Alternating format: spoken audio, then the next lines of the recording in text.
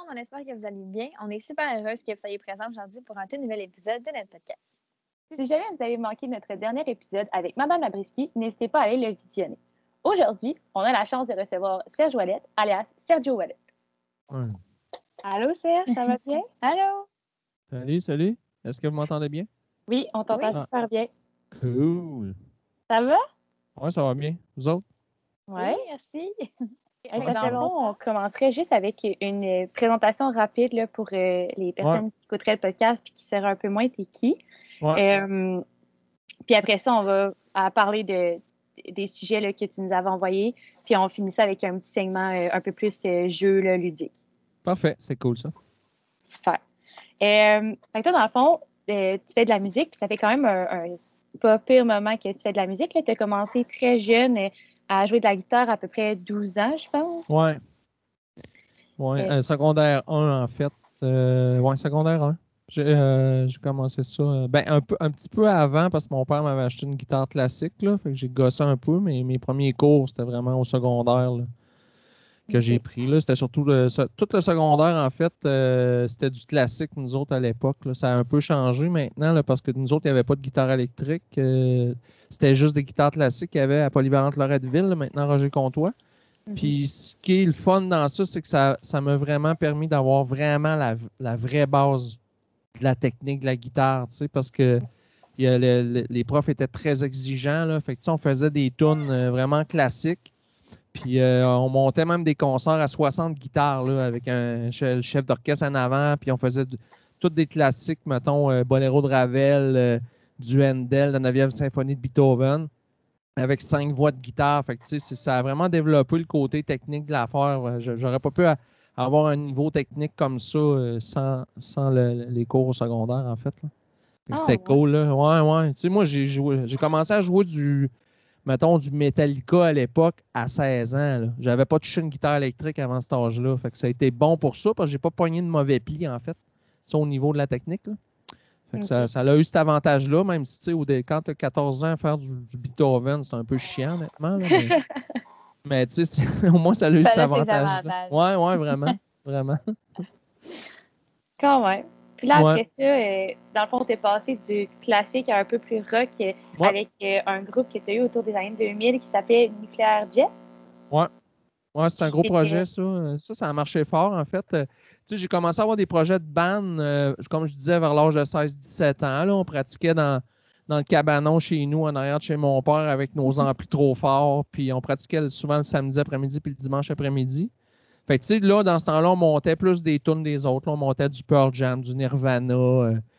On se montait un répertoire pour faire du bar. Fait que moi, j'ai commencé à faire du bar. J'avais même pas l'âge d'entrer dans un bar. Tu sais, j'ai commencé à faire mes premiers shows à 17 ans et demi. Fait que ça et tout, c'était une autre école de la musique parce que là, on apprenait plus les tunes vraiment à l'oreille. Là, on connaissait les tunes, mais on les montait à l'oreille en pesant. Dans ce temps-là, nous autres, c'était des tapes à cassette. Là. Fait que play, stop, rewind, play, stop, rewind pour faire pratiquer solo et ces affaires-là. Tu sais, ma mère, elle a une patience d'ange là, d'entendre tout le temps. Elle entendait tout le temps les mêmes bouts de tunes parce que tu pratiquais tout le temps le bout le plus tough. Fait que là, tu pratiquais ça pendant 1 heure de temps. Là, ça prend de la patience. Puis c'est ça. Puis mon premier projet de composition plus professionnelle, ça a été vraiment d'écriture de chansons, en fait. Ça a été Nuclear Jet. Là, moi, à l'époque, je chantais pas. J'étais pas le lead chanteur, en fait. Moi, je faisais toutes les backs vocales, mais j'écrivais les textes. Fait que je faisais. Souvent, c'était soit moi qui avais écrit le texte au complet pour le chanteur ou on faisait de la coécriture ensemble. Fait que, puis vers justement les années 2000, parce qu'on a été 5 ans ensemble, mais là, ça a vraiment levé fort. Là. On a fait, on a fait la première partie de Papa Roach à l'Agora du Vieux-Port. Il y avait 10 000 personnes. On a joué première partie de Michel Pagliaro puis des Respectables au Grand Théâtre de Québec. Au retour de Michel Pagliaro, ça faisait 15 ans qu'il n'avait pas fait de show dans la grande salle du Grand Théâtre, bien pleine. On a fait une tournée d'1 mois en Argentine. Fait plein de shows là-bas. On a joué avec Daran au d'Auteuil. On a joué en première partie de France d'amour à la Fête du Canada. Ça virait beaucoup. Là. Toutes les salles de spectacle professionnelles au Québec avec ce projet-là, on en a fait beaucoup. Là. Il y en a très peu qu'on n'a pas fait. Puis c'est ça. Puis les tunes tournaient beaucoup à la radio. Fait qu'on faisait des numéros 1 à la radio. Fait que les gens connaissaient les chansons. Ce qui nous a amené justement à faire des shows vraiment plus gros là, avec ce projet-là. Fait que ça a été. C'était vraiment, vraiment un beau projet. Là. C'était cool. 4 boys qui fait du rock, puis on fait des shows. C'est vraiment cool. Ouais, mais c'est clair que ça vous a apporté plein d'opportunités puis des beaux projets. Oui, vraiment. Vraiment plein. Là. Ça a été 5 ans. J'en retiens juste des beaux souvenirs. Puis, tu sais, ça a amené un côté professionnel aussi à notre écriture de chansons. Parce que là, on faisait plus juste des tunes. On faisait plus juste, mettons, des shows d'un bar la fin de semaine. Une fois par fin de semaine pour le plaisir. Là. Oui, c'était pour le plaisir, mais je veux dire, là, tu rentrais dans une autre catégorie que là, c'était des shows professionnels avec des agents, avec des cachets. En faisant des premières parties de quand même des gros artistes. Fait que, il fallait être quand même pro. Là, on s'occupait de tout, nous autres. On n'avait pas de compagnie de disques, ce qui fait que moi, je m'occupais de tout ce qu'appelle le volet tracking radio. Fait que c'est là que j'ai appris à faire du tracking radio. Tu t'appelles dans les radios, puis tu jases avec le gars qui programme, qui fait la programmation de la musique dans la station pour voir ta tune est rendue où. Fait que par semaine, je devais parler à peu près à une quarantaine de directeurs de stations de radio. François, lui, s'occupait plus du volet administratif. Fait que tous les chèques, les contrats, c'est François qui s'occupait de ça. Le volet plus studio, enregistrement, production, c'était plus le chanteur Christian qui était vraiment bon dans ça. Puis Simon, lui, s'occupait du volet plus booking de show. Là. C'est lui qui appelait pour booker les shows. Puis, c'était vraiment une entreprise à 4 qu'on avait. Parce que oui, il y a la musique, mais quand tu veux vivre de ça, il y a tous les à côté. Produire un album, ça coûte des sous. Ben, il faut que tu fasses. Nous autres, on faisait des demandes de subventions.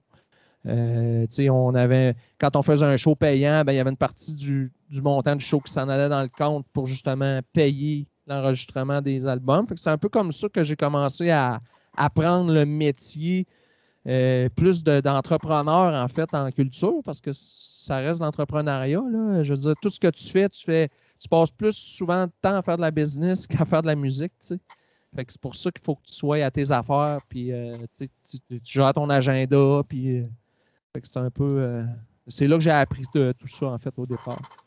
C'est toutes les choses qu'on ne voit pas quand on va voir un spectacle ou qu'on écoute un disque, on se dit comme... on prend comme pas ça en considération, là, ça ne nous vient vraiment pas en tête. Ben non. Ben, tu sais, il y a des artistes qui ont la chance d'avoir des... Maintenant, c'est moins vrai parce que le milieu de la musique, ça a beaucoup changé là, depuis les 20 dernières années. Là. Mettons, à partir du moment où j'ai commencé à faire ça plus professionnellement, moi, j'ai 49 ans, fait que, ça a changé énormément. Là. Il ne se vend plus de disques. C'est plus les plateformes maintenant qui font connaître les artistes. C'est les spectacles maintenant qui sont le revenu principal de l'artiste et, mettons, les droits d'auteur si tu as la chance de tourner sur des plateformes. Fait que les ventes de disques, il n'y en a plus. Tu fais un album, tu t'imprimes des albums plus pour de la promotion pour te faire connaître maintenant que pour faire de l'argent. C'est une dépense. C'est plus un revenu maintenant faire des albums. Puis, c'est ça a beaucoup changé. Fait qu'il a fallu aussi un peu, par rapport à tout ça, s'adapter au marché. Mais tu sais, les gérants, maintenant, il y a des artistes qui ont encore la chance d'avoir ça, mais c'est de plus en plus rare. Tu sais, il n'y en a plus de gérants au Québec, là, pratiquement. Là. Tout le monde parle de Ronan Angelil, mais c'est l'exception. Là, c'est le top des gérants, pas juste au Québec, c'est le top mondial. Fait que, c'est sûr, quand le monde il entend le mot gérant, il voit tout de suite Ronan Angelil, mais des Ronan Angelil, il n'y en a pas. Fait que, je veux dire, il faut que tu t'occupes de tes affaires.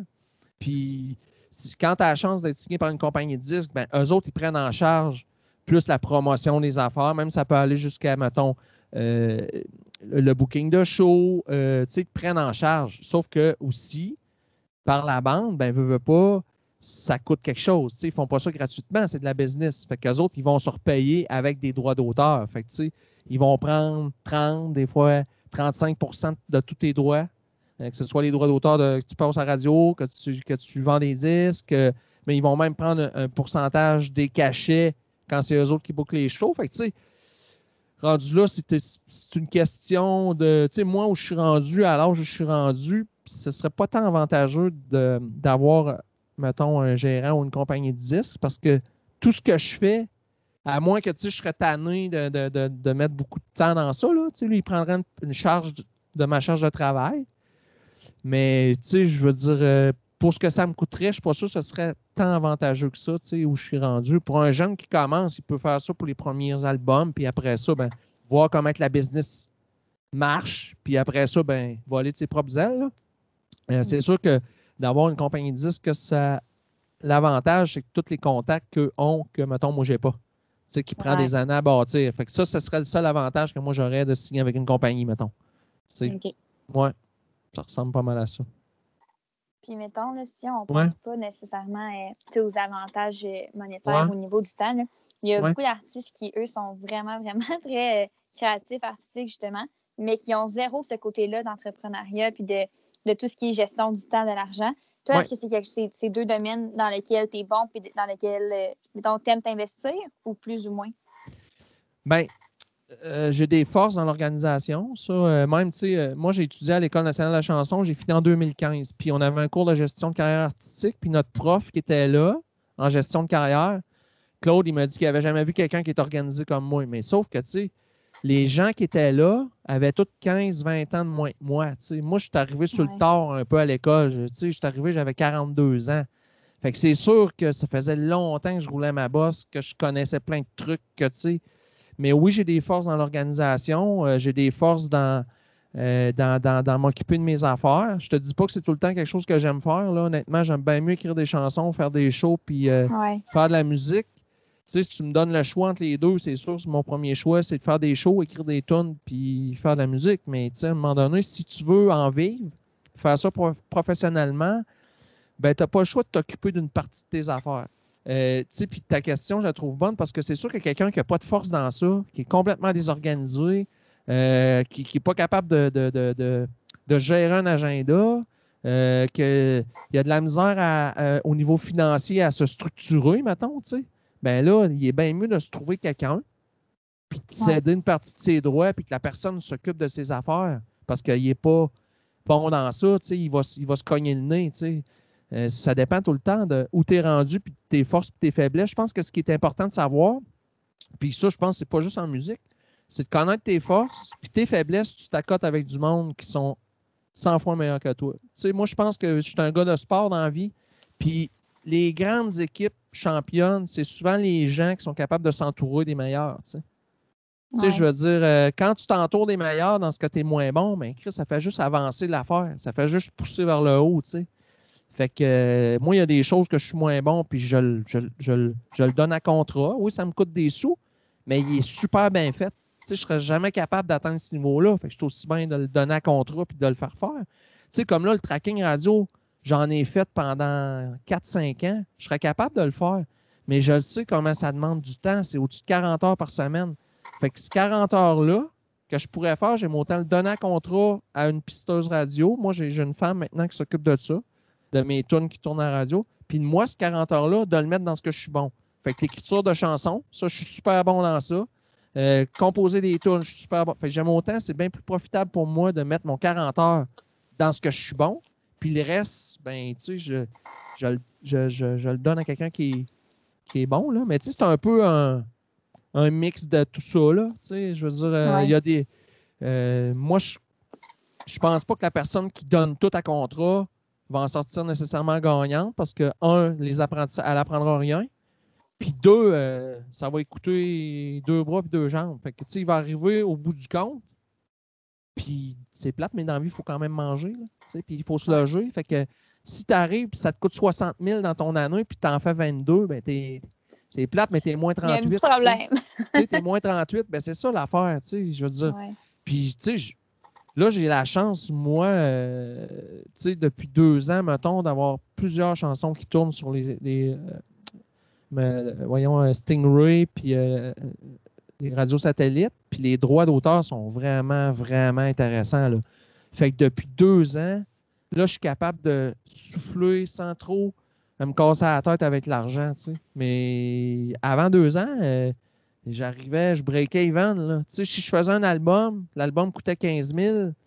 Ben, si dans mon année, j'avais fait 35, ben 35 moins 15, il me reste 20. Là, j'ai pas mangé, je me suis pas logé, j'ai pas mis de gaz dans mon char. J'ai pas fait, tu sais, je me suis pas acheté de corps de guitare, j'ai pas payé mon luthier, j'ai pas. Fait que, tu sais, c'est tout ça qu'il faut que tu calcules dans ta balance, tu sais, de tes affaires. Fait que, puis j'en profite parce que ça veut pas dire que ça va tout le temps comme ça. Là, j'ai 2 grosses années. C'est les meilleures années que j'ai eues depuis que je fais de la musique par rapport à ça, par rapport au retour financier. Fait que moi, je réinvestis, tu sais. Je réinvestis tout le temps. Comme là, cette année, je me suis acheté plein de guitares. Fait que là, j'ai plein de nouveaux outils.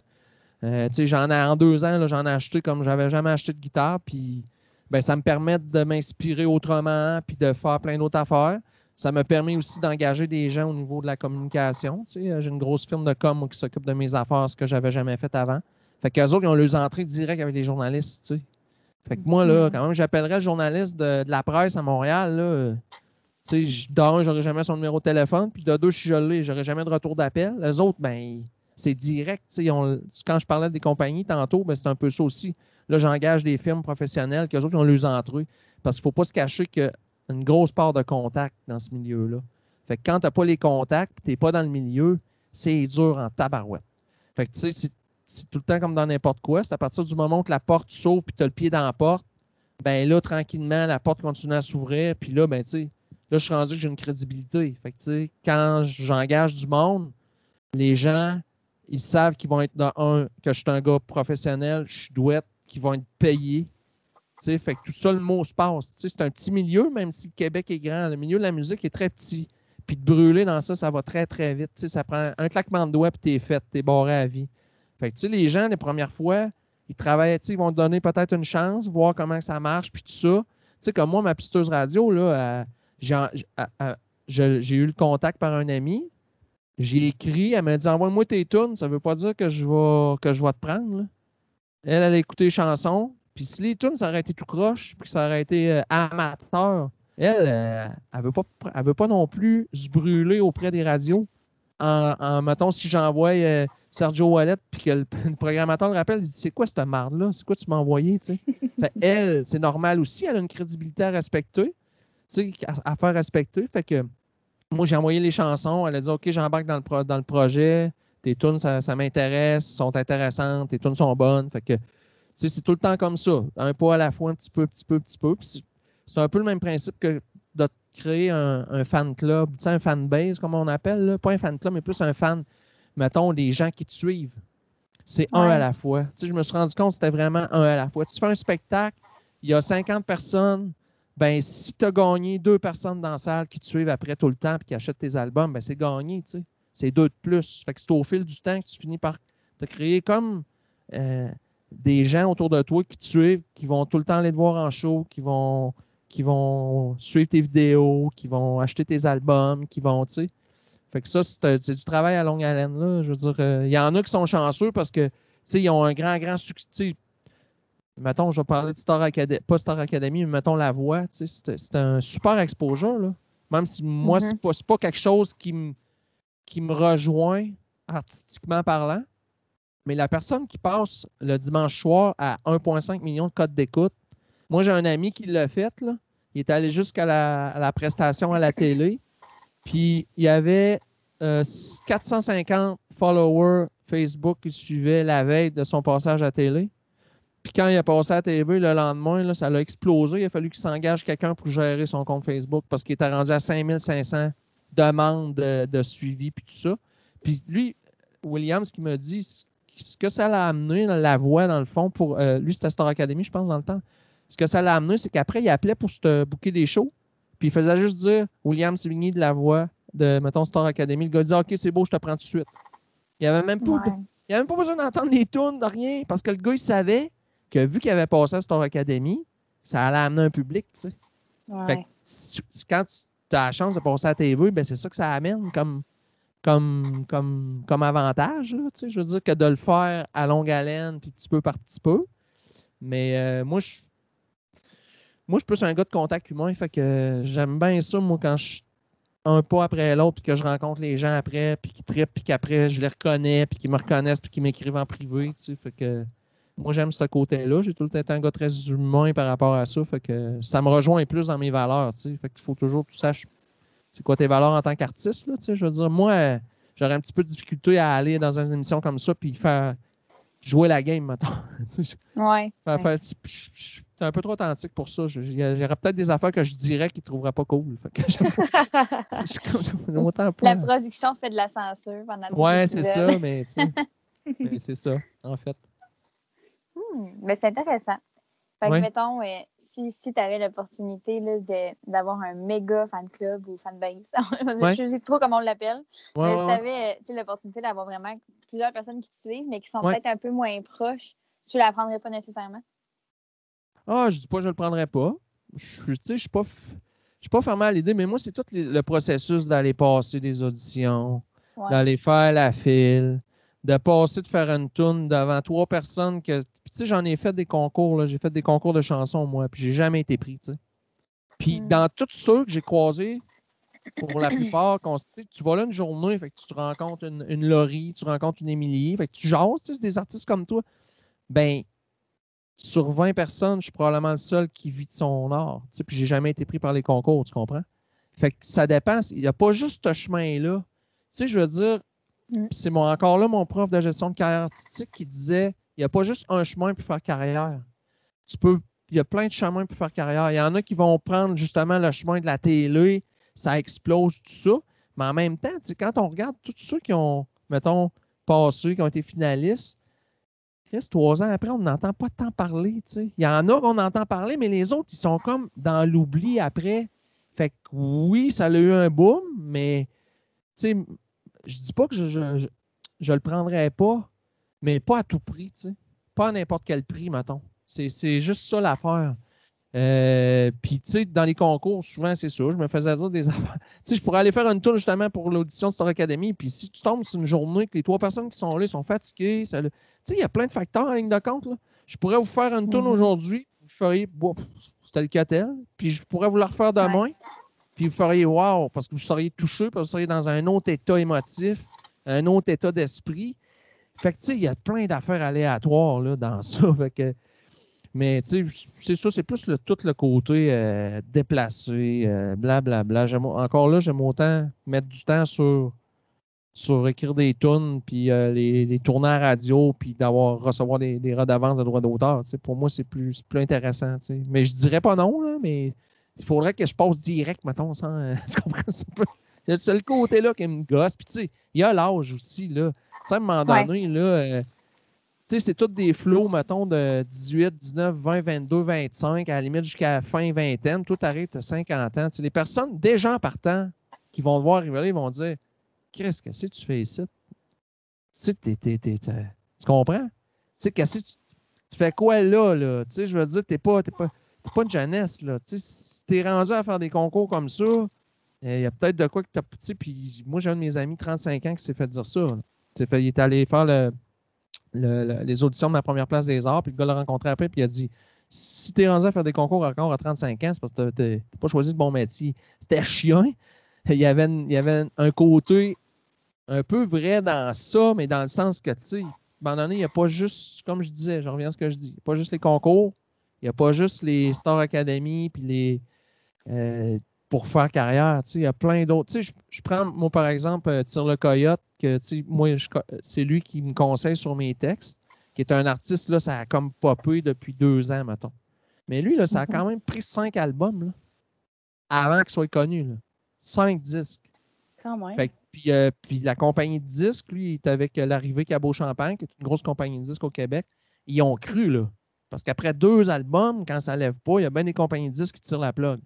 Il y croyait. Puis en plus, son style musical, comme je jase avec Champoint, qui est mon réalisateur, qui est son guitariste-réalisateur aussi, tu sais, il dit parce que Coyote, là, son style musical est très pointu. Tu sais, c'est pas de la musique qui va rejoindre un large auditoire. Fait que des gens partant, tu sais, le style qu'il fait rejoint, mettons, tu rejoins, je sais pas, moi, 10% de la population, ben ça va être pas mal plus long de te créer justement cette fanbase-là si tu fais de la musique vraiment pointue que de la musique pop, mettons, tu sais.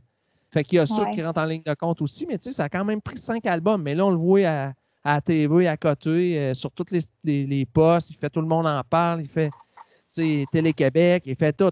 Mais ça a pris 5 albums quasiment en 10 ans, tu sais. Ouais. Fait que lui, c'est un autre chemin qu'il a pris, puis ça a marché, tu sais. C'est ça, il n'y a pas une voie de la réussite, en fait. C'est fou de voir comment en musique, il y a comme. Tous les chemins sont valables. Ouais. Ça me fait un peu penser justement à l'entrepreneuriat. On voit du monde de toutes les sortes, avec de toutes les sortes d'études aussi. Puis je trouve ça bien intéressant. Ouais, ben oui. Ben oui, puis tu sais, moi, je pense que ce qui est important dans ça, tu sais, moi, je parle de ce que je connais, là, mais moi, c'est quand même une mini-entreprise. Je le gère tout seul, mais c'est quand même ça. Je pense qu'il faut toujours croire en ses convictions, puis jamais lâcher ça.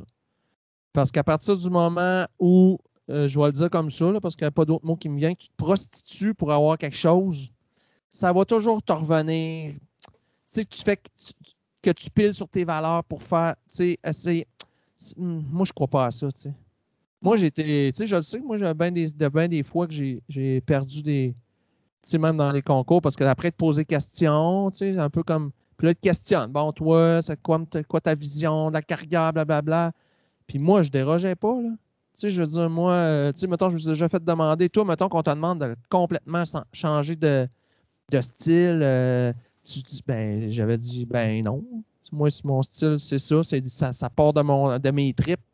Fait que, tu sais, je peux pas m'inventer un style que je suis pas, là, tu sais, je veux dire, rendu là. Il y en a qui le font parce que ça les fait connaître, ça les fait avancer, mais ça dure pas longtemps, ça. Tu finis toujours par après avoir le mur, tu sais. Moi, je pense, là. Par expérience, en tout cas. Ouais, je suis Tu sais, puis d'accord. je vous donnerai l'exemple, là. J'avais suivi une formation avec un monsieur de Montréal qui s'appelle Hubert Mention. C'est un Français. Ben là, en tout cas, c'est peut-être un Belge, un Suisse ou un Français, là, mais l'accent, vous comprenez ce que je veux dire. Puis lui, c'était sur l'identité artistique. C'est quoi ton identité artistique? Puis c'est quoi quand tu vas présenter ton projet que les gens vont, mettons, parce que tout le monde veut savoir l'étiquette. C'est quoi ton style musical? C'est quoi ton. Bon. Les artistes, on haït ça pour mourir parce que on se fait comme mettre dans une boîte et on haït ça, mais en même temps, si tu veux que la personne a catch, quand moi je dis à quelqu'un, c'est quoi tu fais comme musique? Tu sais, c'est pas du Metallica, là. Tu sais, tu comprends? Fait qu'il faut quand même que je l'enligne sur à peu près c'est quoi. Puis lui, il nous avait donné un exemple d'une jeune femme de Montréal qui avait été signée par une compagnie allemande. Puis elle y avait demandé conseil en privé. Puis la compagnie allemande, elle voulait que sur la pochette, elle soit nue. Complètement nue. Parce que ça a l'air qu'il y a un gros marché pour ça en Allemagne au niveau de la promotion des affaires à l'époque. Fait que lui, il a dit, ben, ça dépend. Si c'est ça que tu veux, go. Ben, elle dit, moi, c'est pas tant ça que je veux, mais elle dit, tu sais, mettons, je fais 3 albums comme ça avec eux autres, puis après ça, je vais pouvoir faire ce que je veux. Il avait dit, c'est plate, mais tu pourras pas faire ce que tu veux après, parce que les gens vont t'avoir connu comme ça. Puis à partir du moment où tu présentes ça comme ça, ben après, là, puis il dit, elle m'a pas écouté, elle a fait ce qu'elle voulait faire, nu, bon, tout ça, les 3 albums, ben après ça, quand elle a voulu faire autre chose, la compagnie a dit, non, non, non, c'est ça, ou sinon, on tire la plug. Ben, ils ont tiré la plug. Fait que, tu sais, elle avait été connue comme ça. Fait que c'est ça que le danger dans ça, quand tu piles par-dessus tes valeurs, tes affaires, en pensant être connu, mettons, tu sais.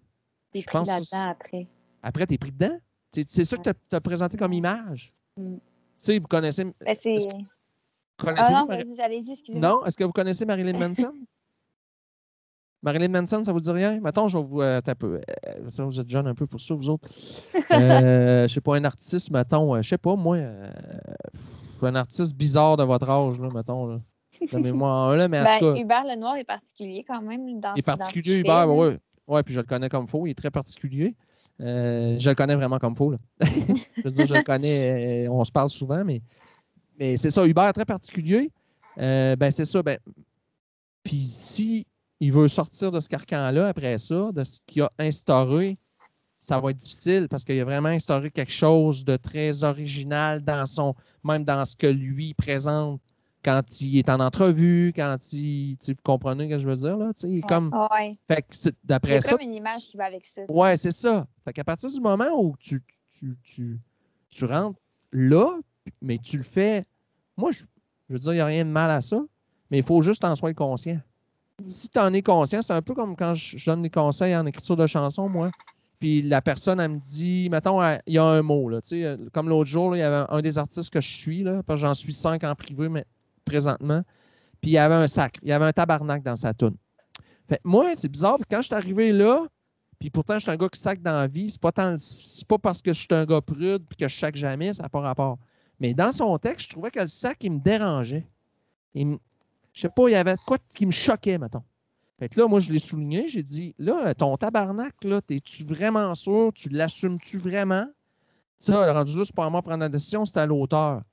Mais j'ai dit, parce que moi, quand j'arrive là, je sais pas, ça me choque, tu sais, de voir le sac là, je sais pas. Mais si tu l'assumes, puis c'est correct, go for it, mais il faut que tu l'assumes pleinement. Tu sais, c'est un choix assumé, c'est un choix décidé. C'est pas arrivé de même, tu sais, ça a tombé du ciel, là. Ben, c'est un peu la même affaire, tu sais, dans l'identité artistique.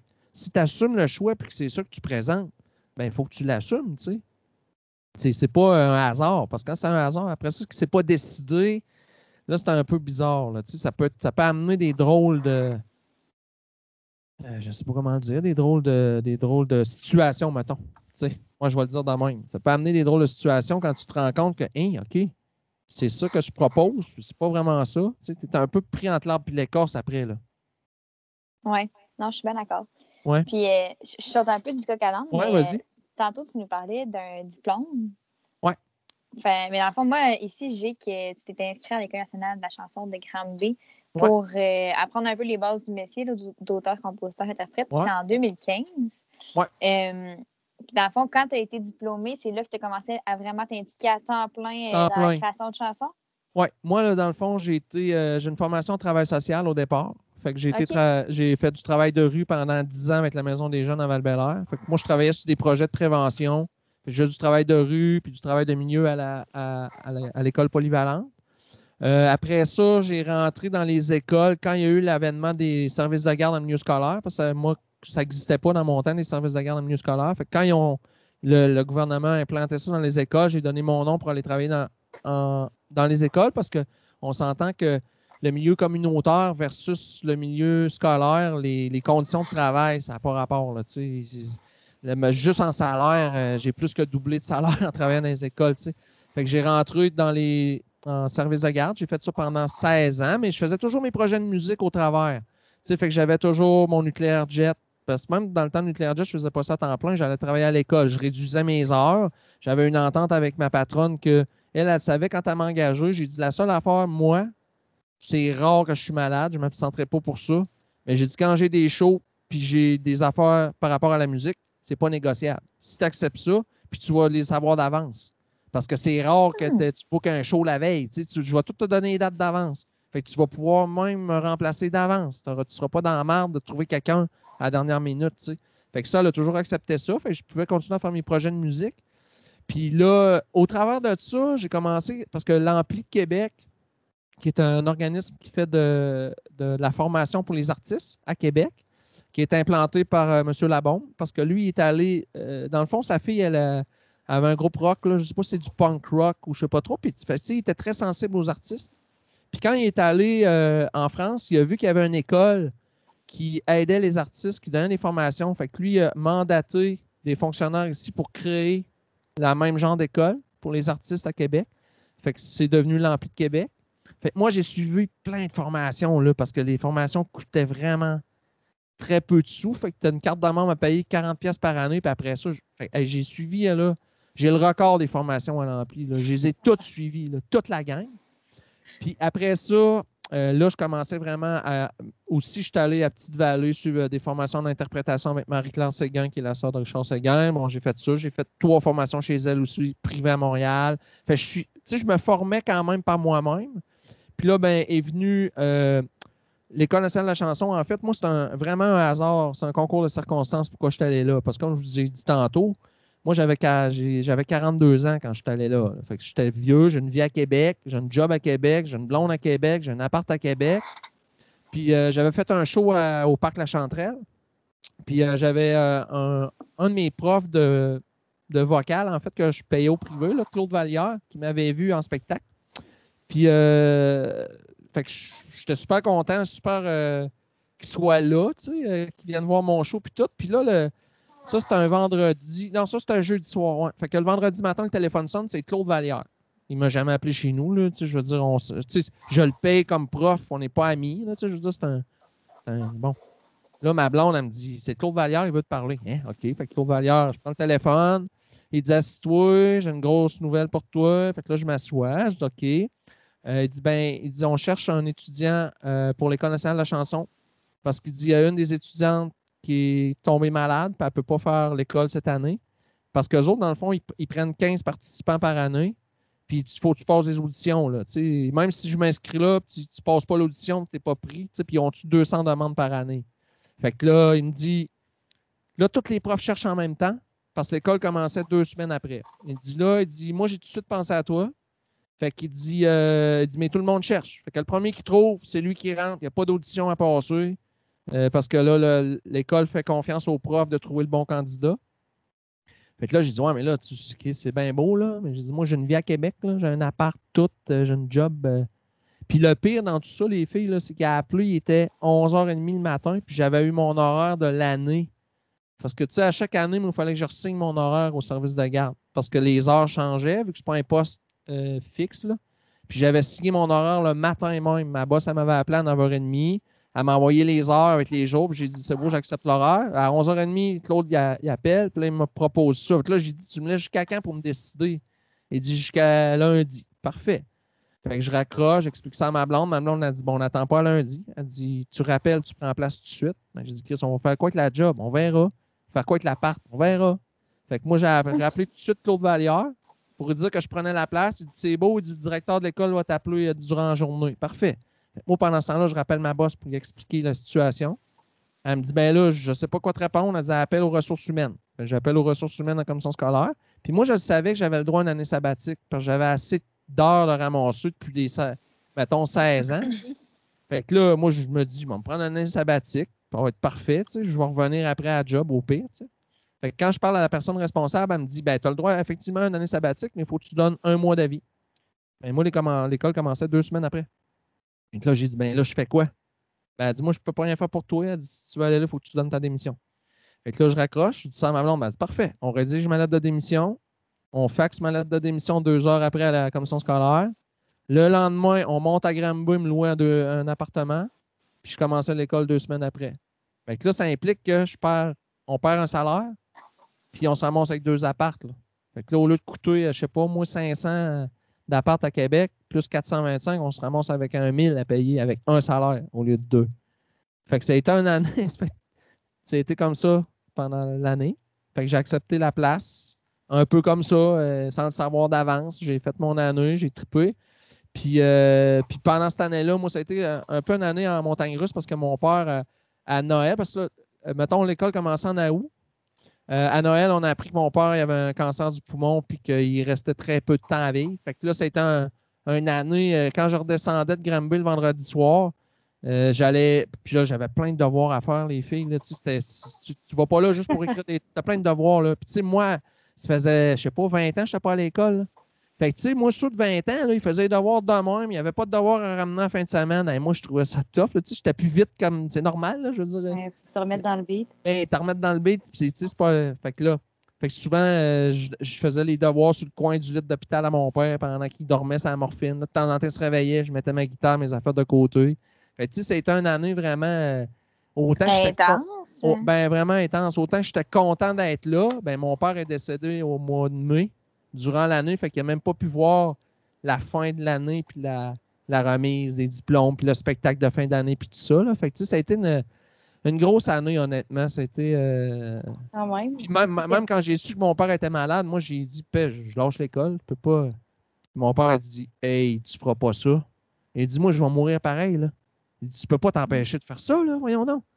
Fait que, tu sais, je trouvais ça dur, là, moi, quand je partais, là, le dimanche soir, mettons, je remontais à Granby, passais la semaine là, je revenais le vendredi. Puis là, je prenais des nouvelles par téléphone à ma mère, puis comment il va, puis bon, blablabla. Fait que c'était. Je pense que ça vaut quand même la peine de souligner le support que tu as eu à travers cette aventure. C'est ça, j'allais dire. Oui. Puis, tu sais, honnêtement, si c'était juste de moi, si ma blonde a dit. Moi, je choquais, j'y allais pas. Là. Pour vrai, là. Si c'était juste de moi, j'y allais pas. C'est Marie qui me donnait un coup de pied dans le cul. Là. Parce que moi, c'est sûr, j'allais pas là. C'est elle. J'ai dit, ben là, ça n'a pas de sens. Non. Elle dit, Serge, elle dit, le train passe, là, alors que toi, tu ne passeras pas 2 fois, là. Elle dit, depuis le temps que je te vois avec ton projet de musique, tes 2 jobs, ta job, tes groupes, tes affaires. Elle dit, là, tu as la chance d'aller vivre 1 an juste faire ça à temps plein. Puis quand je suis revenu, pour répondre à ta question, mettons, l'école a fini juin 2015. Là, j'ai pris l'été de lousse, honnêtement, parce que ça a été une grosse année, comme je vous ai dit. Bon, je me suis reposé l'été. Puis là, à l'automne, le premier mois, rien, là. J'ai pas de show, j'ai pas rien. Là, je commence à capoter ma vie.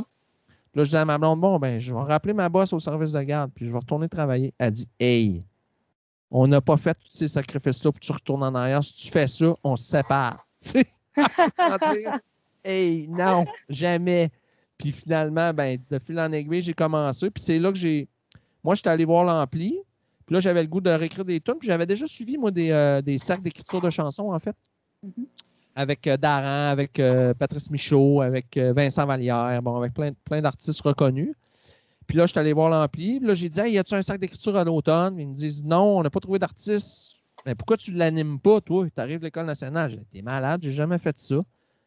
Ben ouais, non, vas-y. Fait que là, j'ai dit, bon, ben, je vais l'essayer. Puis si après 2 semaines, ça ne marche pas, ben, puis on arrêtera tout. Puis je fais ça depuis 2015, j'ai jamais arrêté. J'en fais un à l'automne, puis un à l'hiver.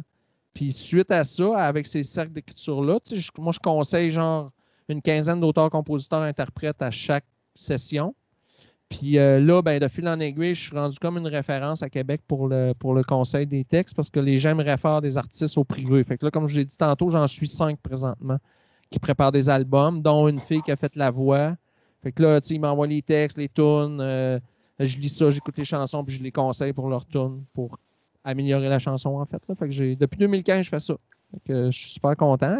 J'ai mon projet à moi, bien sûr, mais tu sais, quand tu veux en vivre, tu n'as pas le choix de faire plein d'affaires. Tu sais, je veux dire, je travaille aussi au Centre Jacques-Cartier à Québec. Là, c'est plus en lien avec la réinsertion sociale. C'est des jeunes qui cherchent un peu, qui ont lâché l'école. Fait que par la musique, puis par l'écriture de chansons, on les amène à vivre une expérience positive, enrichissante, pour qu'éventuellement, ils se réinsèrent socialement par la musique. Fait que ça, c'est un autre beau projet que je fais depuis 4 ans maintenant. Mon Dieu, c'est fou. Ouais, c'est hot. C'est vraiment cool. T'as beaucoup de cordes? ouais, vraiment. Ben, j'ai développé ça, je trouve. En plus, c'est le fun parce que c'est jamais la même affaire. Tu sais, ce qui est le fun, c'est qu'il n'y a pas de routine. Tu sais, je veux dire, c'est cool, là. Je veux dire, même quand je conseille des tunes, c'est jamais les mêmes tunes, c'est jamais les mêmes artistes, c'est jamais effectué. Ça, c'est le fun. Effectivement. Ouais, vraiment. Ben, en tout cas, ça a quand même valu la peine, tous les sacrifices que tu as faits, parce qu'après ça, tu as sorti un premier EP en 2017 que tu as réalisé avec Shampoing et Tire le Coyote, que tu nous as parlé tantôt.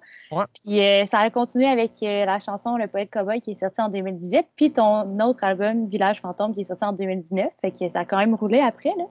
Ouais, vraiment. Puis là, ben je sors une toune, là, je vous donne le scope. Une nouvelle toune le début mai, le 4 ou le 10 mai, là, c'est ma pisteuse qui va prendre la décision.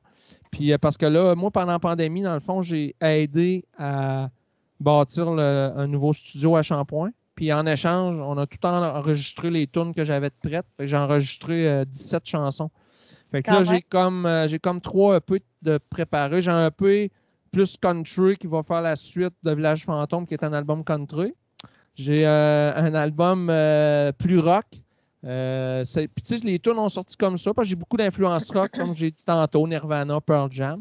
Puis j'ai un autre EP de 4-5 tunes un petit peu plus pop. C'est plus pop dans l'approche, mettons. Là, ça reste, il y a des guitares et tout ça. C'est pas du Céline Dion, là, mais je veux dire, c'est fait que j'en ai profité pour enregistrer vraiment plein de tunes. Fait que là, c'est ça, là.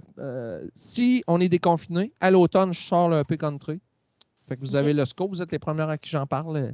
Je sors le EP Country de 5 chansons. Après ça, 2022, à l'hiver 2022, ça va être le EP Rock, puis on va finir printemps 2022 avec le EP Pop. Fait que tu sais, je vais donner comme 3 coups de poing, là. Ça va être... je vais prendre plus le baseball, ça va être 3 strikes. Je vais envoyer 3 strikes, tu sais, 3 prises. Mais ouais, c'est ça. J'ai bien hâte parce que honnêtement, les tunes... c'est même les gens, ceux qui ont travaillé avec moi sur le projet, là, c'est une autre affaire. Là. J'ai vraiment pris de la maturité au niveau de l'écriture, puis au niveau des chansons, puis surtout dans l'approche, comment j'ai abordé l'enregistrement de ces chansons-là. J'étais plus dans l'instant du moment. Tu sais, j'étais pas dans l'appréhension, puis penser à, bon, je chante-tu juste ça? J'arrivais, puis c'était comme j'étais la journée même, puis ça apporte vraiment un côté très organique à l'affaire, puis très plus centré sur l'émotion, en fait, du moment, tu sais. Ce que jamais fait. Tu sais, j'arrivais, puis tu sais, j'étais tout le temps un petit peu stressé. Là, j'étais vraiment relax. Là, vraiment relax. J'ai jamais été relax de même pour faire un album. Puis j'en ai fait plusieurs là, dans la vie, des albums quand même. Là. Fait que, non, c'était une autre approche. Je suis bien content d'avoir essayé ça. Puis le fait aussi d'avoir fait sur presque 2 ans, en fait. Parce qu'on a commencé ça, dans le fond, à faire la pré-production en décembre 2000. On est quoi? On est 21? 2019. Fin d'année 2019, on a commencé à travailler les tunes. Puis on a commencé l'enregistrement début 2020.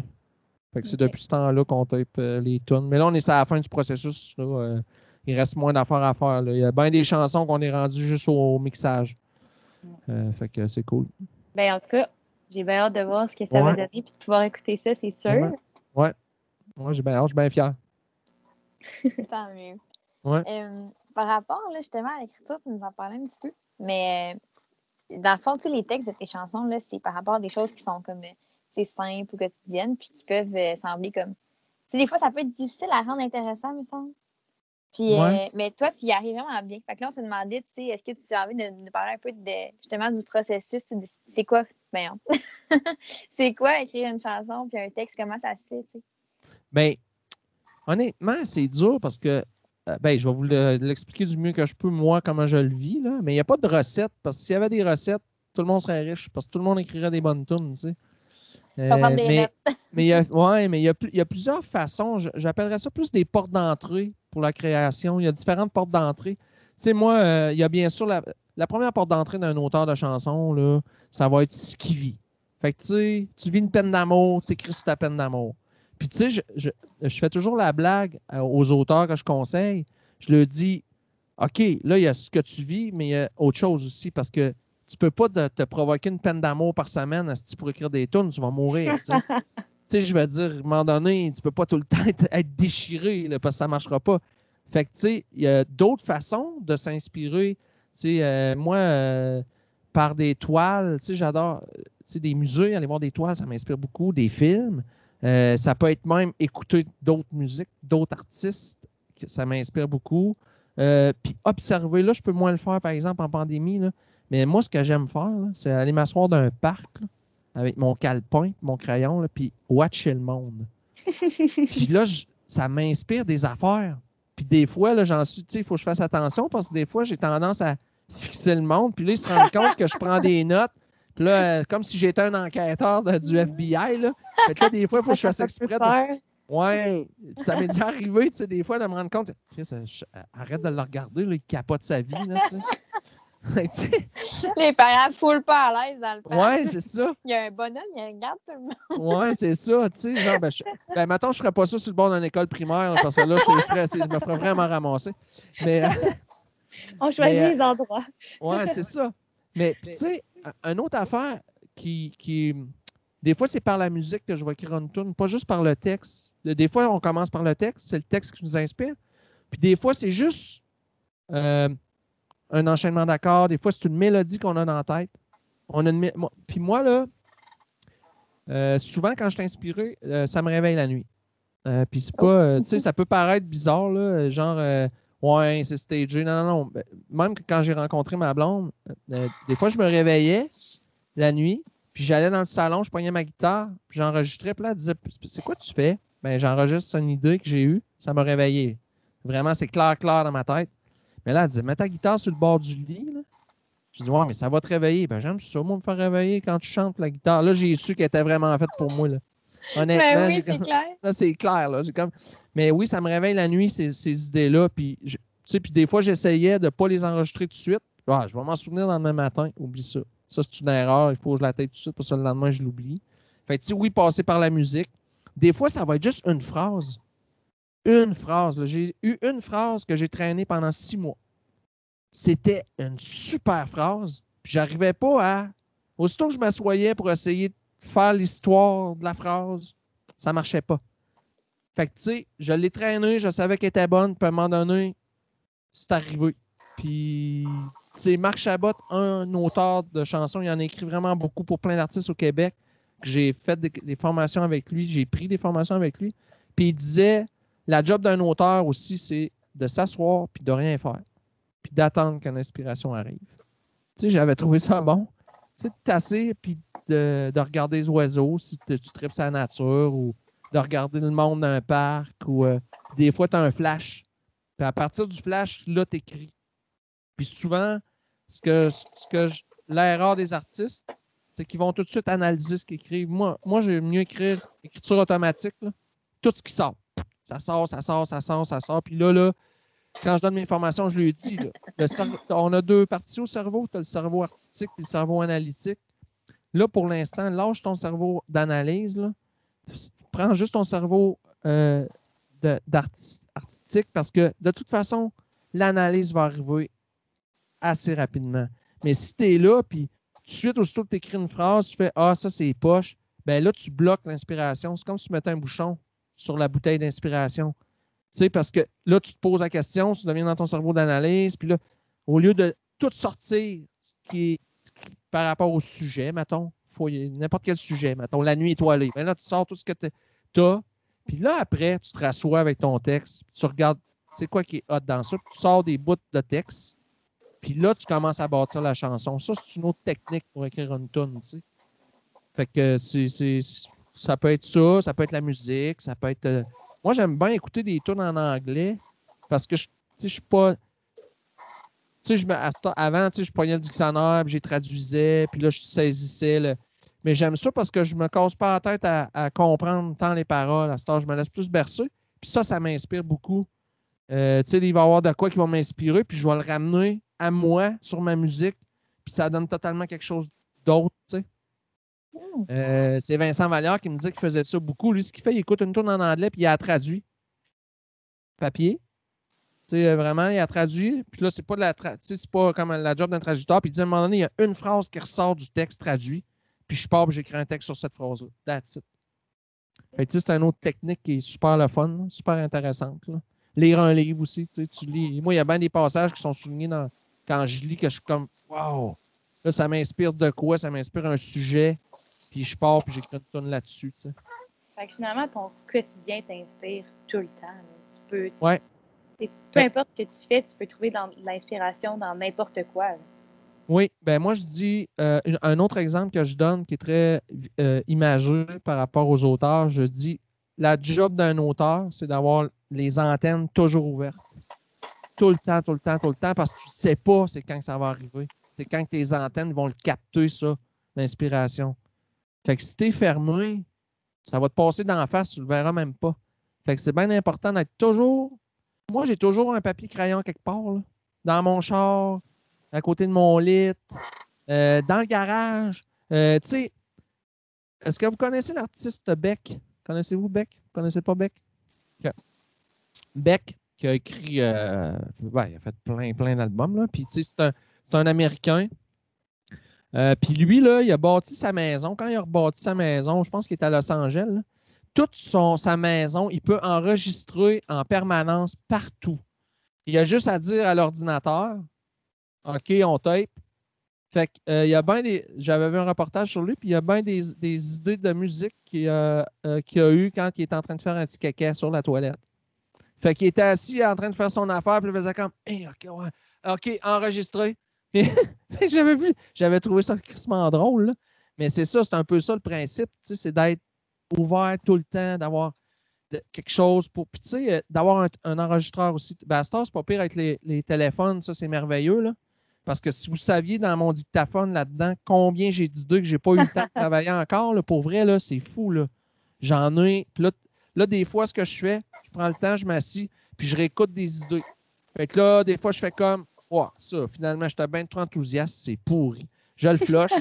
Là, il y en a un autre, c'est comme ça, c'est un méchant refrain. OK, là, je vais sortir les accords. Là, je vais juste jammer sur cette idée-là, puis qui va m'amener ailleurs sur d'autres affaires. Fait que, tu sais, de tout le temps enregistrer mes affaires. J'en ai plein. Puis ma blonde, elle m'avait acheté, avant qu'on ait les iPhones aussi performants, là, un genre de petite machine Panasonic très petite. Il y a 4 plages de 99 enregistrements. Ça veut dire que c'est 400 tunes. Je l'ai à date, depuis que je l'ai, depuis à peu près 10 ans, je l'ai vidé 2 fois. Fait que j'ai 800 idées dans mon ordinateur que quand je manque d'inspiration, je m'y réfère. Je vais réécouter des affaires. Des fois, c'est juste des... Des fois, c'est juste un riff de guitare que j'ai trouvé, que je trouvais cool. Des fois, c'est une idée... je chante de quoi, mettons... OK, c'est la toune sur la galaxie! C'est la toune sur la galaxie! Ça n'a pas rapport, mais je pense que j'avais une idée de faire une toune sur la galaxie, mettons. Tu comprends? OK. Puis ça, fait que au départ, quand j'ai commencé à écrire des tunes, ça me faisait peur. J'avais un peu le syndrome de la page... J'avais peur d'avoir le syndrome de la page blanche. De manquer d'inspiration. Puis je me suis rendu compte au fil des années, pour vrai, là, ça arrive jamais, ça. Ça m'est jamais arrivé. Tu sais, oui, je vais avoir des moments aussi que j'écris moins parce que là, tu sais, comme là, j'en ai écrit, tu sais, j'ai travaillé 18 chansons. Là. Fait que ça se peut que là, je sois 2-3 mois sans avoir d'idée, mais je force pas. Quand ça revient après, ça revient. Puis là, ça donne un coup. Là, je peux en avoir souvent ici dans mon studio. Là, j'en ai, mettons, j'ai 3 lutrins avec 2 idées de tunes par lutrin. Fait que j'ai 6 tunes que je peux travailler en même temps. Un peu comme des artistes qui ont plein de toiles, qui rentrent dans le studio, puis à un moment donné, aujourd'hui, ça va être celle-là qui m'inspire. J'aime ça travailler comme ça, parce que souvent même, une tune va t'inspirer pour l'autre affaire. Tu sais, tu vas être en train de travailler de quoi, tu vas faire « Ah oui, ça ferait bien avec l'autre chanson. » Fait que tu sais, tu fais du ping-pong, je vais appeler. Là. Fait que, ouais, c'est un peu ça, en fait. Mais c'est fou quand même, là, mais avec le fait que tout autour de toi est comme fait pour que tu puisses composer, ben, ou en tout cas écrire, puis faire de la musique, ben, à un certain point, il faut que tu trouves des moyens pour pouvoir décrocher, parce que sinon, tu pourrais avoir la tête tout le temps là-dedans, puis jamais t'en sortir. Fait que là, tu nous en avais parlé un peu, là, des mesures que tu prenais ou des moyens que tu prenais pour essayer de décrocher un peu, là, tu m'avais parlé un peu de la nature, qu'il y avait comme des coins de ta maison qui étaient plus faits pour pouvoir que tu décompresses. Fait que tu veux-tu comme nous parler un peu de qu'est-ce que tu fais, quels moyens tu prends pour pouvoir te sortir, la tête de la musique des fois, parce que je comprends que tu aimes ça, là, mais tu dois avoir besoin de ça peut devenir très malsain. Je donne juste un exemple. Au départ, quand j'ai commencé à je me sens acheter, mettons, de l'équipement pour m'enregistrer moi-même, pas tant pour faire les albums, mais plus pour faire ce qu'on appelle la pré-production de la tune, là. Voir avec un beat de drum qu'est-ce que ça donne, un peu une ligne de basse, bon, blablabla, un clavier, gna, gna. Puis là, après, je faisais du mixage, fait que je mixais. Fait que j'arrivais ici, des fois, à 8h30 le matin, je commençais mon mix. Puis là, c'était une chance que j'ai un chien. C'était mon chien qui venait à 2h l'après-midi me dire « Hey, il faut que j'aille faire pipi. » Là, je checkais alors « Hey, Chris, il est 2h. J'ai pas déjeuné. J'ai pas dîné. Il est rendu 2h l'après-midi. » Fait que oui, ça peut devenir très aliénant, puis ça peut devenir aussi pas sain, très malsain. Là. Fait que un des moyens que je me suis donné, en fait, c'est que plus concret, non, pas plus concret, un des moyens plus, mettons, tu sais, si je l'ai appris à l'École nationale de la chanson, il me disait, mettons que tu fais un avant-midi t'écris des tunes dans l'avant-midi. Bon, là, tu te donnes une pause d'une heure sur l'heure du dîner. Dans l'après-midi, tu fais autre chose. Fait que si tu fais de l'écriture de chansons le matin, ben dans l'après-midi, tu fais du booking de show. Pour pas toujours être dans la même affaire, parce que ça peut devenir, tu comprends? Fait que de te donner des plages déjà différentes. Fait que si tu fais de la création l'après-midi, ben le matin, tu fais des affaires plus business, tu sais. Fait que déjà là, ça t'évite d'être trop pogné dans ça. Mais oui, chez nous, la nature, moi, c'est une des... Tu sais, c'est pas pour rien qu'on habite Saint-Gabriel-de-Valcartier, là. Je veux dire, moi, chez nous, j'ai des poules sur le terrain qui donnent des œufs frais. Tu sais, j'ai un chien qui me permet justement de décrocher parce que quand je suis dehors et qu'il me demande d'aller jouer avec, ça, c'est cool. J'aime beaucoup les oiseaux aussi, fait que j'ai plein de mangeoires. Fait que des fois, je vais juste m'asseoir, prendre un break dehors puis checker juste ce qui se passe avec les oiseaux. Tu sais, je peux aller prendre une marche, mais la nature est bien importante par rapport à ça pour me permettre de décrocher. Puis c'est pas pour rien que j'ai un endroit vraiment plus studio fermé. Fait que quand je rentre ici, c'est la job. T'sais? Fait que quand je passe la porte, puis je ferme la porte physiquement, c'est important. C'est pas, tu sais, je suis pas installé dans le salon à grandeur. Ça m'arrive, là, j'aime ça écrire dans le salon parce que, tu sais, là, j'ai le soleil dans l'après-midi qui rentre par les fenêtres, tout ça. C'est cool, je le fais aussi, mais quand je m'installe vraiment pour travailler, ben, tu sais, j'ai un endroit physiquement qui est fait pour ça. Fait que ça me permet aussi que quand je passe la porte, déjà, j'ai comme mentalement, je suis plus dans le travail, tu sais, dehors. Comme rentrer puis sortir du bureau pour quelqu'un qui Exactement. Dans des bureaux. Ben, c'est la même affaire. Tu sais. Moi, mon bureau, mon terrain de jeu, il est ici pour le travail. Tu sais, puis je suis chanceux, j'ai la chance. Tu sais, le monde il capote quand ils viennent ici puis ils voient ça. Ils disent tabarouette. C'est pas tout le monde qui a cette chance-là, tu sais, qui écrivent des tunes, mettons, souvent, physiquement, ils peuvent pas, puis ils sont en appartement puis tout. Là. Fait que, tu sais, ça, c'est le fun. Ça, c'est super important. La nature. Sinon, ça peut être, je veux dire, pour décrocher. Je suis un gars qui aime bien. Moi je tripe ces Simpsons, tu sais. Fait que je vais me mettre 2-3 émissions des Simpsons, ça me sort totalement de la musique. Tu sais. Là, je ris. Tu sais, tu comprends? J'aime bien ça, tu sais. Des fois, je vais m'en mettre 2-3 là, parce que là, je trouve que je suis un peu trop rendu sérieux. Fait que ça, c'est cool, là. C'est un autre moyen. Puis, je le fais pas assez souvent, là, mais la lecture aussi, ça me sort beaucoup de ça. Tu sais, je vais pogner un livre, je vais aller m'installer dehors quand il fait beau, là. Ça me sort totalement, je rentre dans le livre. Fait que, tu sais, même si des fois, ça m'inspire des affaires, là, mais tu sais, là, je vais plus le souligner puis je le laisse là. Tu sais, je commencerai pas à partir avec ça tout de suite. Fait que là, je continue ma lecture. Ça, je trouve comme ça le garder pour plus tard. Ouais, parce que justement, là, je suis pas dans le job, tu sais. Okay. Puis il y a aussi que je me donne le droit maintenant. Avant, je le faisais moins. Tu sais, quand tu commences, tu vas avoir des contrats, puis tout ça. Je me faisais plus gérer l'horaire par les autres que moi qui gère mon horaire. Je sais pas si vous comprenez. Tu sais. Ouais. Là, je prenais des rendez-vous le samedi matin, puis je prenais des rendez-vous le dimanche soir. Fait que là, à cette heure-là, c'est non. À cette heure, à part les shows, parce que les shows, ça se passe la fin de semaine. Veux pas, c'est rare qu'on va avoir des spectacles un lundi soir. Là. Fait que souvent, des shows, c'est jeudi, vendredi, samedi, dimanche. Ça, c'est correct pour les spectacles. Mais sinon, la fin de semaine, honnêtement, c'est rare en esti que je travaille. Je veux avoir le droit de me donner 2 jours de congé totalement, puis faire autre chose. Tu sais, aller dans mon garage. J'adore, tu sais, je parlais de la nature dehors ici. Moi, j'ai un gros jardin chez nous. Fait que quand je rentre dans le jardin, puis que je sème mes carottes, puis que là, je vois des herbeux, quand ça, je décroche totalement, là, à genoux, puis les mains dans la terre. Je pense pas à la musique pendant ce temps-là, tu sais, honnêtement, là. Fait que ça me permet vraiment de me libérer l'esprit, puis d'être ailleurs, tu sais. Ça, c'est cool, à mon dieu. Ben oui. Mais c'est bon aussi, là. Je pense que c'est nécessaire. Non, mais ça veut juste dire que je pense que c'est nécessaire pour tout le monde, tu sais, peu importe à quel point tu aimes ce que tu fais dans la vie, d'avoir quelque chose qui te permet de décrocher, parce que avoir la tête comme 24/7 pour la job, c'est juste pas sain, même si tu triples. Puis tu sais, les filles, là, dans ce métier-là, qui est un peu, je pense, l'entrepreneuriat de n'importe quel type de truc, c'est ça aussi. Tu sais, il y a des moments aussi que je donne un coup, là, parce que c'est la grosse période. Tu sais, moi, là, avant la pandémie, là, les 2 dernières années de la pandémie, le mois de décembre, là, à cause des spectacles de Noël, j'ai été engagé souvent à l'école où je travaillais avant pour aller faire le son, parce que je fais du son aussi dans la vie par la bande, je veux pas. Ouais. J'avais des contrats, j'avais plein d'affaires. J'ai été 2 années là, à travailler 28 jours sur 31. Là. Fait que, tu sais, après ça, c'est important de te donner un break. Là, parce que tu peux pas faire ça tout le temps. Là. Puis quand tu es à ton compte, tu peux juste comme travailler tout le temps. Tu n'as jamais, mettons, fini des tâches que tu as à faire. Il y a tout le temps d'autres choses que tu peux dire, tu sais, je pourrais faire ça, je pourrais écrire une chanson de plus, je pourrais travailler, je pourrais faire 1 heure de booking de plus, je pourrais... Là, je montre de quoi, là? Vous voyez les pédales qu'il y a à terre, là? Ouais. Bon, il y en a 2 autres là-bas, bougez pas, là. Attends, je suis mal foutu. Il y en a 2 là. Il y en a d'autres dans le fond là-bas.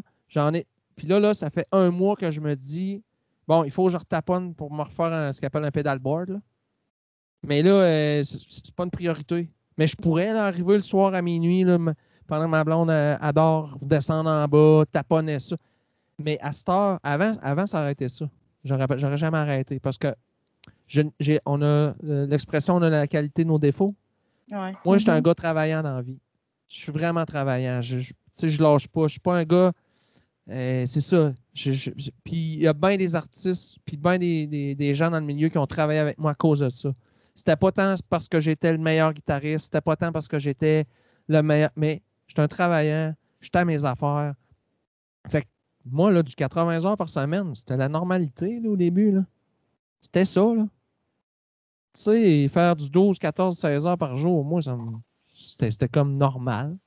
Tu sais, fait qu'à un moment donné, tu sais, comme là, oui, je sais qu'il y a des périodes, tu sais, juste avant les fêtes. L'été, c'est fou aussi, là, tu sais, avec les shows, les tournées, les affaires. Mais sauf que quand après, c'est passé, mettons, là, quand je tombe après avec Noël, jour de l'an, puis là, le début janvier, c'est super relax. Moi, c'est là souvent que je prends un mois quasiment et une semaine, là. Parce qu'il ne se passe rien dans le milieu de la culture début janvier. Là, tout est arrêté. Là, je fais pas grand-chose. Là. Je vais faire du ménage dans mes affaires, mais je vais préparer mes impôts tranquillement. Mais c'est pas.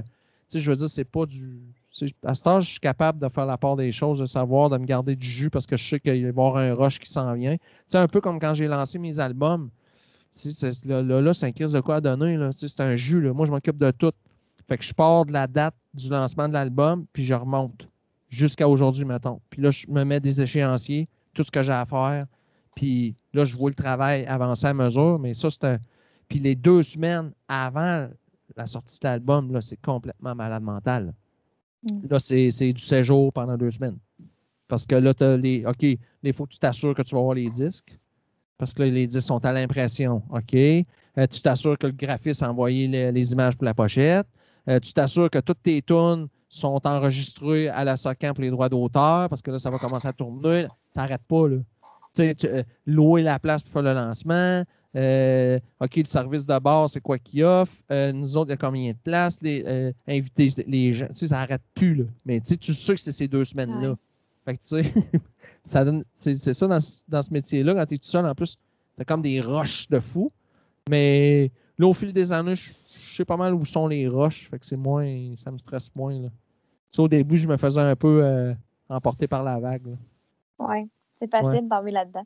Ouais. Mais je trouve ça le fun, que tu t'aies développé, mettons, une capacité à justement plus prendre le temps pour toi. Puis je pense que, tu sais, aussi, tu nous avais parlé un petit peu là, que redonner au suivant, c'est quelque chose qui t'interpelle. Mais tu sais, je pense qu'en justement te limitant un petit peu par rapport à ton emploi, et pas te limitant, mais en mettant des barrières qui sont claires, mais ça te permet peut-être de donner justement encore plus, tu sais, aux autres. Est-ce que tu as des... tu sais, parce que je sais pas comment l'expliquer, mais le fait que tu sois ici aujourd'hui, puis tu sais, tes études en travail social, ben ça prouve que clairement, tu es une personne pour qui c'est important. Mais je sais pas comment ça se pourrait se traduire, mettons, dans une carrière d'artiste.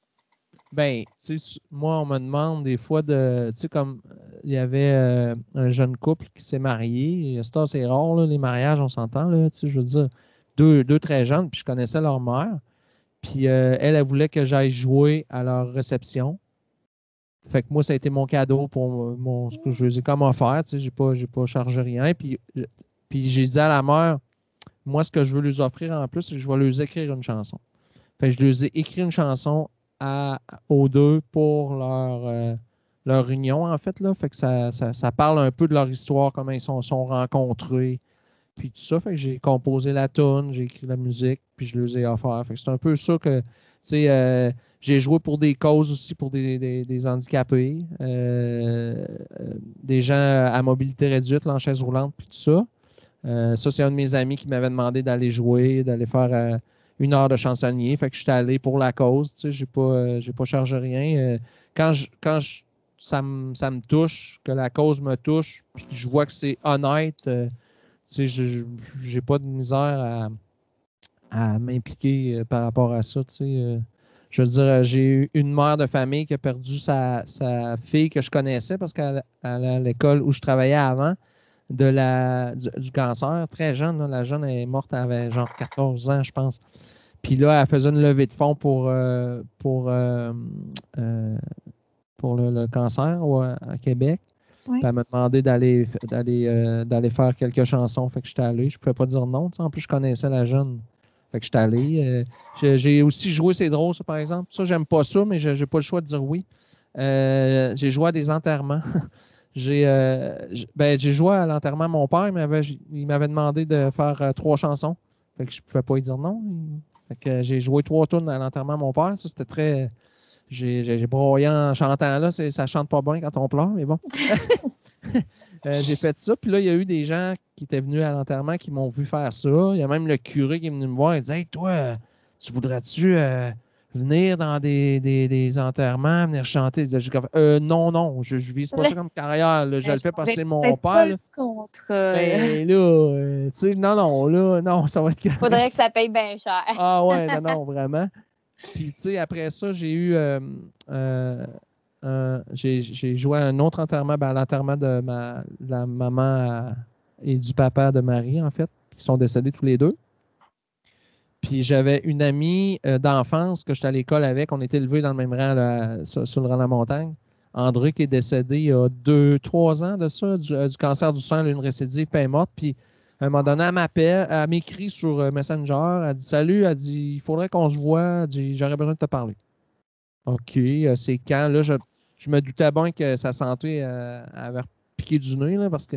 Fait que finalement, je suis allé la voir chez elle, puis là, elle m'a demandé de faire un peu ce que j'avais fait à l'enterrement à mon père. Elle a choisi 3 chansons, puis j'ai joué à son enterrement à elle, là, parce que c'est une amie, je ne peux pas dire non, là, mais... fait que, tu sais, j'ai joué à ces enterrements-là, mais c'était pas si tu m'avais dit un jour, tu vas jouer à des enterrements, je t'aurais dit non, là, c'est impossible, mais... Fait que, tu sais, les gens, c'est ça, ils ont été touchés par ça, puis ils m'ont comme demandé après. Fait que j'ai comme fait ça après, mais c'est pas le genre d'affaire. Je le fais parce que, c'est comme je vous dis, mais c'est pas, c'est pas cool, pas là. Préféré, là. Non, c'est pas le fun. C'est des beaux gestes, là, tu sais, de gentillesse. Fait que ça compense. Oui, ça compense, mais tu sais, je veux dire, c'est pas, tu sais, je veux dire, moi, les 4 fois que je l'ai fait, j'ai broyé ma vie.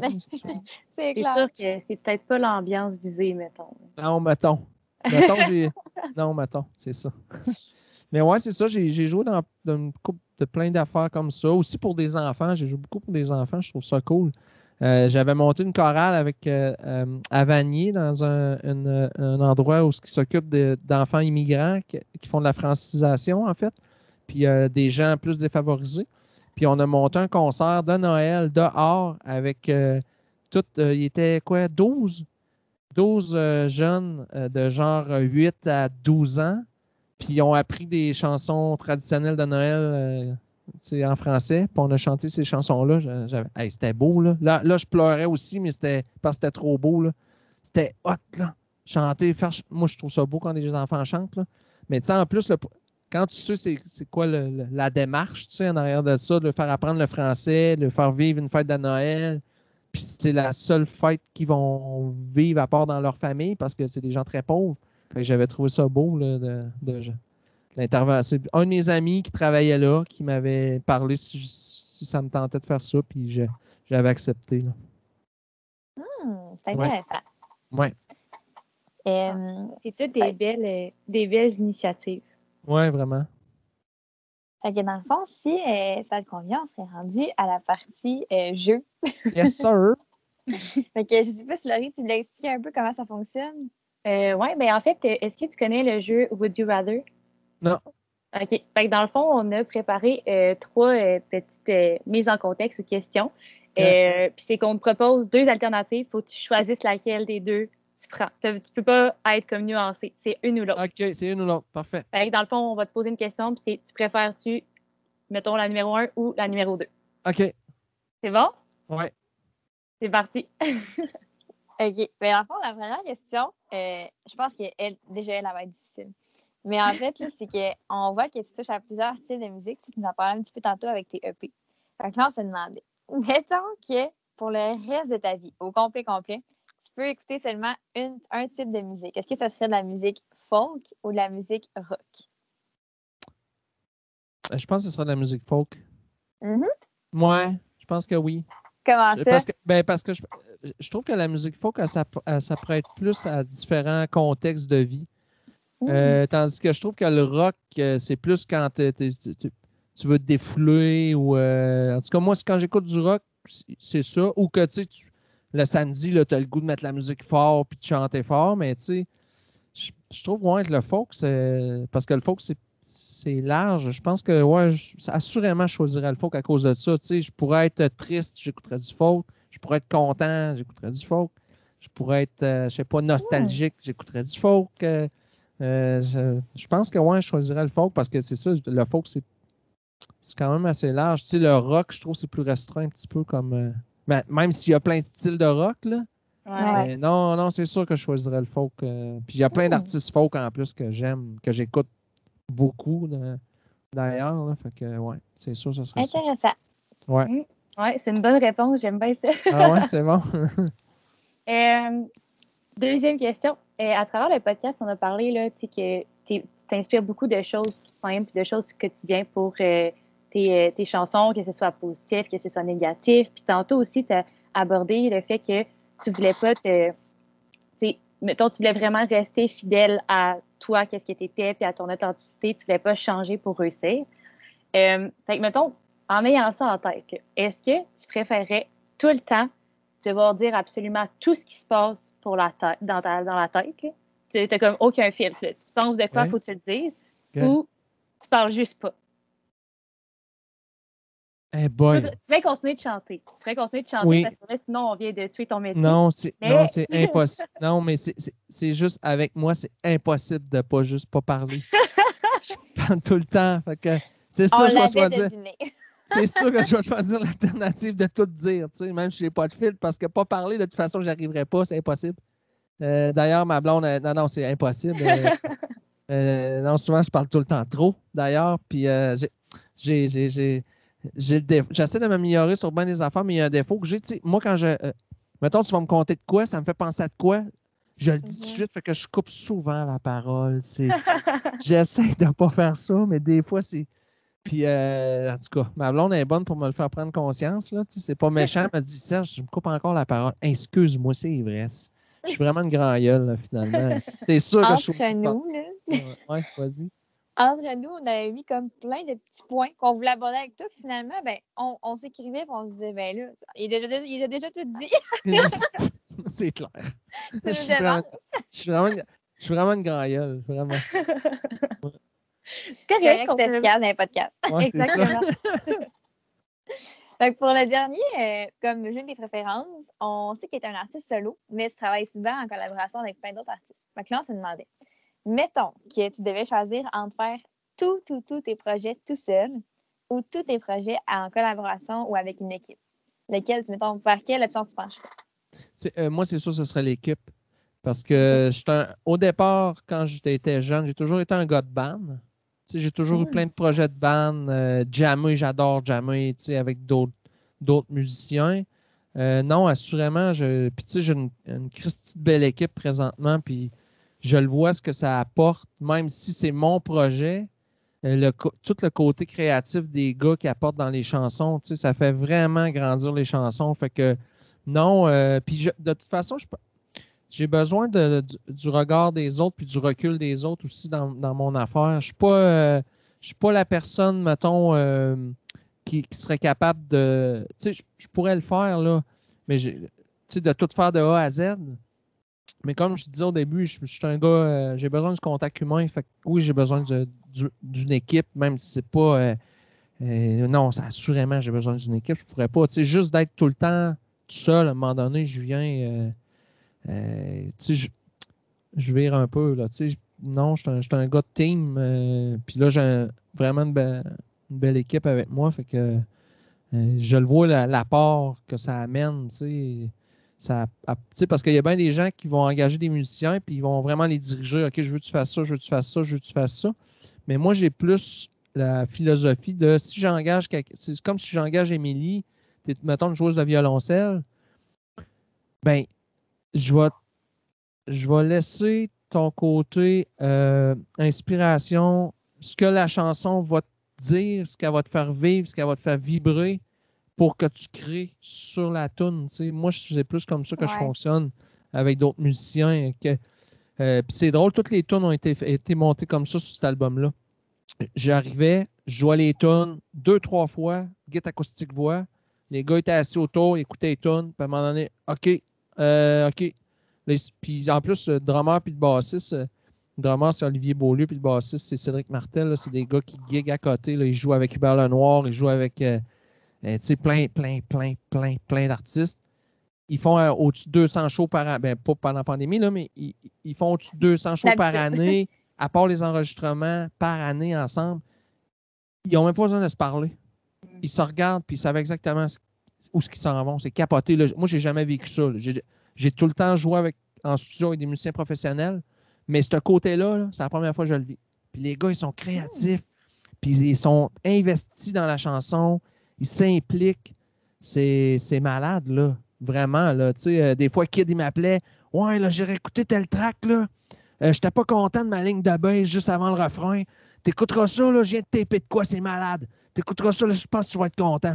Fait qu'il m'a envoyé un track de bass qu'il avait travaillé chez eux de son bord, tu sais. Mais tu sais, il n'est pas obligé, là. Je veux dire, tu sais, sa job est faite en studio. Fait que les gars, ouais, c'est vraiment cool. Vraiment, vraiment. Fait que, tu sais, ça. Tout le côté créatif de ces gars-là, ben, apporte vraiment de quoi à la chanson, là. C'est vraiment cool, là. C'est pour ça que je suis vraiment fier de toutes les 17 tonnes qu'on a tapées pour vrai, là.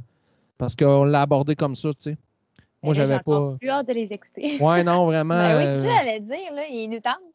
Ouais, c'est vraiment. ça. Ouais, ça l'a. Vraiment, c'est vraiment cool, là. Les tunes, puis, tu sais, bien humblement, je suis pas un gars qui se vante dans la vie, mais les tunes, je suis vraiment fier. Les tunes sont bonnes. Les textes, je réécoute les textes. Tu sais, mettons l'album Village Fantôme, puis mettons les EP d'avant. Je dirais que, mettons l'album Village Fantôme, je suis vraiment content, mettons, à 75%. Il y a un 25% que j'aurais pu l'améliorer, mettons. Mais je t'ai rendu, tu sais, je veux dire. Ouais. Là, ça sera autre chose, mais bon. Tu sais, moi, je vois ça comme une photo. Tu sais, tu prends une photo aujourd'hui, c'est sûr que si tu prends une photo de moi dans 10 ans, je vais avoir blanchi pas mal plus que je suis là, tu sais, je veux dire. Mais c'est ça. Mais celle-là, je réécoute, là, puis toutes les tunes, il n'y en a pas une que je fais, ouais. Fait que ça, c'est bon signe. Quand je réécoute, puis je fais comme, ouais, ça, c'est hot. Je réécoute l'autre, ouais, ça aussi, c'est bon.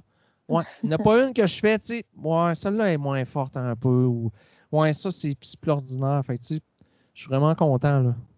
Vraiment. Tant mieux, l'attente va être longue, là. Ouais, vraiment. T'as mis des attentes, là. Ouais. Mais on va être au rendez-vous. Ouais, j'espère bien. Ben, je pense que c'est ce qui conclurait l'épisode du podcast. Hey, ben merci les filles. Merci vraiment à toi. cool. Ben oui. J'espère que vous allez avoir d'autres super podcasts. Je sais que vous en faisiez plusieurs, je pense. Là. Ouais. C'est cool. J'ai hâte de réécouter ça, en tout cas. Puis merci d'avoir pensé à moi. C'est super apprécié, honnêtement. Merci moi, je suis d'être content de pouvoir avoir parlé de mon affaire. Là. Même si on a eu de la misère à se pogner avec les dates puis tout, là, des fois, il y a eu des affaires, mais bon, on a fini par le faire, c'est cool. Mais ouais, merci beaucoup. J'ai vraiment apprécié puis j'ai eu un bon moment. Merci beaucoup d'être venu. Puis on va juste souligner qu'on peut trouver ta musique sur plusieurs plateformes, dont Spotify puis YouTube. Puis on peut aussi te suivre sur Facebook, donc Sergio Ouellet, ou sur ton site web, sergioouellet.com, pour rester à l'affût de tes nouveautés, tes projets. Puis là, on le sait qu'il y a des trucs qui s'en viennent, fait que tu peux le faire, là. Ben, Bandcamp aussi. Bandcamp, il y a le Bandcamp aussi que, tu sais, je mets toujours les nouveautés là. Mais ouais, c'est ça, toutes les plateformes, en fait. Toutes les plateformes numériques, je suis là, Deezer, Spotify, iTunes, tout ça, là. Fait que vous savez quoi faire ce soir. On va s'abonner partout. C'est cool. Merci beaucoup, les filles. Merci beaucoup d'être venus. Ciao. Bye. Salut. Vous pouvez également nous suivre via nos travails sur nos différents réseaux sociaux et vous abonner à notre podcast L'Immersion sur Spotify, Balado ou toute autre plateforme que vous utilisez. On sera présent également dans 2 semaines pour un nouveau podcast avec La Folle Tablée et sa propriétaire qui est vraiment très intéressante.